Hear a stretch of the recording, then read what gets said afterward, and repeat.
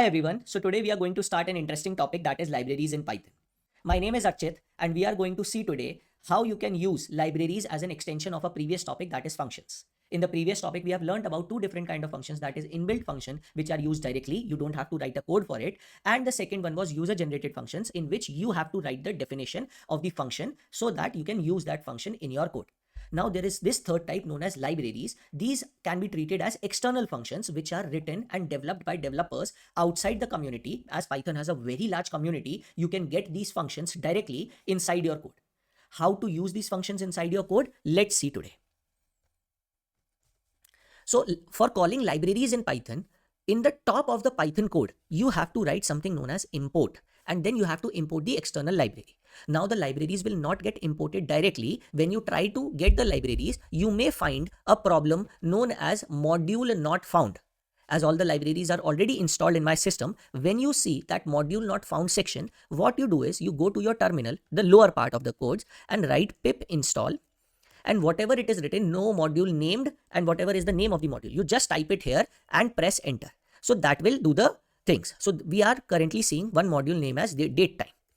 So datetime is a library which is developed by the coders for you to analyze what is the current date without writing a lot of code for it.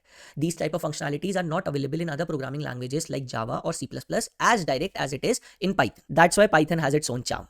Okay, so let's try to write current date. If I want the current date, I create a variable of current date and I will be writing datetime dot now. This you have to write and you have to print the current date.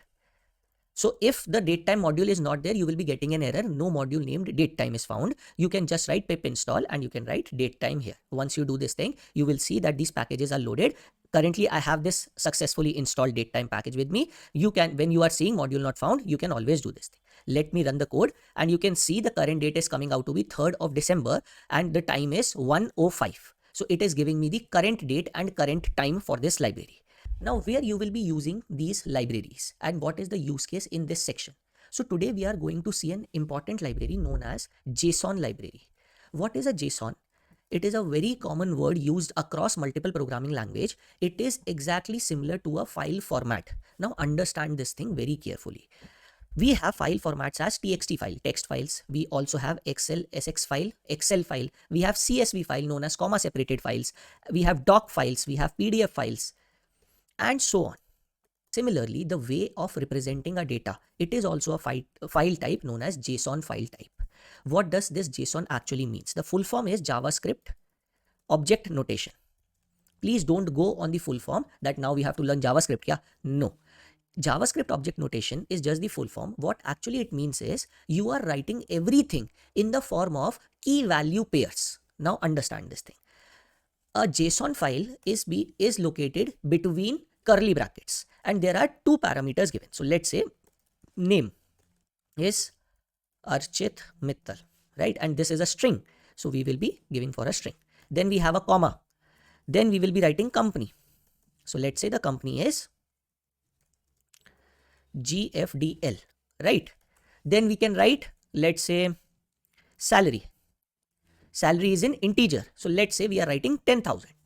Then we can write, let's say, what we can say. So these are the major things. These are the major things which you can write. And in the last one, you will not be having comma. And you can see it is written in a format inside the curly brackets. And you can see that in the name section, I have all these things separated in two values. The first one is known as key value and the second one is known as the value, right? So it is collectively known as a key value pair. So this is the major thing which you should have to see, and this is how the JavaScript object notation or the JSON file looks like. I have the code. I have a response code which you are getting from GFDL. This is known as a code which is written in a JSON format, you can see. So if I just have to write it in a proper format, this is all written in one line. If I just go here, let me see if I can do something for this.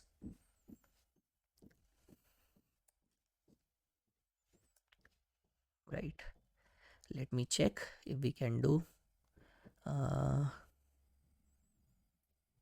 no, we do not have a proper format. So I'll show you one more thing. So I'll show you here data.json. When I write it here and I just paste this whole line here,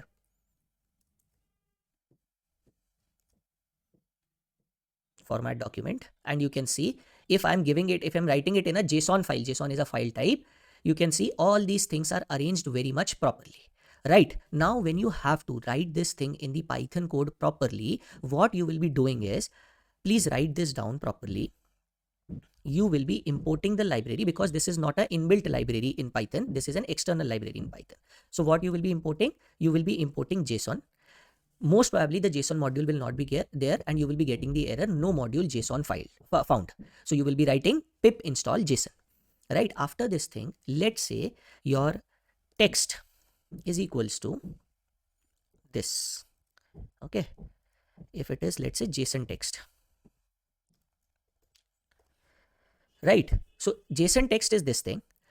This is, I am currently directly writing this thing, that's why it will not pick it up as JSON, but let's say it is like a JSON file. So what you have to write is normal text. If you want to use this text properly, you have to write JSON dot dumps, and you will be writing JSON text. So yes, currently it will not work because it will not take this as a JSON file, but as I shown you in the last code, that we have this data which is returning to you, whatever the data which is returning to you from here, it will be coming in the JSON format. So you have to catch it as a JSON file, okay, as a JSON code. So if I just write it here, and what I do is I just print normal text, and I just print it, you can see there is error as name error, name false is not defined. Let me see. I have to do this.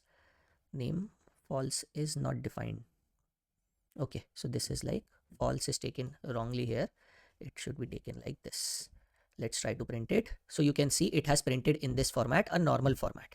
Okay, so it has printed, it has just taken this thing and it has printed the normal text, right? So you have to create what you have to create. You have to create a function out of this thing where you are passing whatever is returned from this code from GFDL functions, and what you have to create is a JSON format. So how you will be creating that? You will be creating a function. What is the function? JSON to normal text or normal data, and you are passing here a JSON data. Okay, so you are getting a JSON data, that means you are getting a JSON text. You can just copy this thing, you can paste this thing here, and you can return or normal data. You can change the language data.